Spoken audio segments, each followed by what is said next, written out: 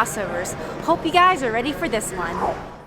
For backwards crossovers, our front arm is going to be slightly lower, back arm slightly higher. Bend and look backwards over the shoulder so we don't take out any other skaters. Make sure your arms perfectly trace the circle. Be sure to relax and keep your eyes backwards. Do not look down at your feet and always bend. We are going to be slightly leaning towards the circle. Our weight is going to be on the inside leg. Just like our forward crossovers, we can warm up with this exercise. Going clockwise, our left arm is going to be in back. Going counterclockwise, our right arm is going to be back. Keeping our arms and upper body nice and stable, work on the back swizzle pumps, a great foundation for our crossovers.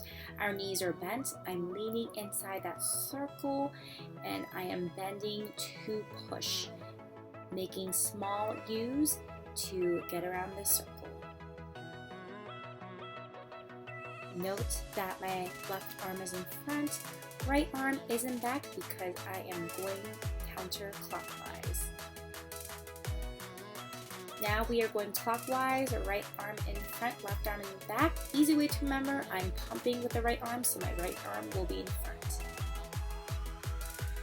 Good job, everyone. Now let's step it up a notch. We are going to add a little step with our half swizzle pump. We are going to combine the first two exercises. Make sure your feet are side by side next to each other before crossing over. Remember to lift the leg high enough so it doesn't collide with the other foot and avoid stiff legs.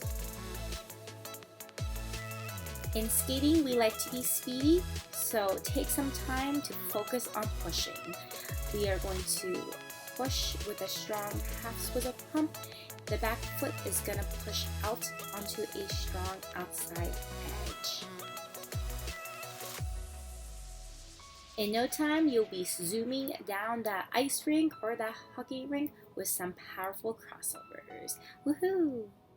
Now, practice makes perfect. Always remember to practice your weaker side twice as much as you practice your stronger side. Remember to keep those arms steady. It's going to be really tempting to move the arms with the legs, but this will throw you off balance and off of your circle. This will come with time, but watch the timing of both legs. Oftentimes, if they are not working together, you will click the blades. Also, don't lift your leg up too high because you will possibly faceplant. Finally, focus on nice, soft knees.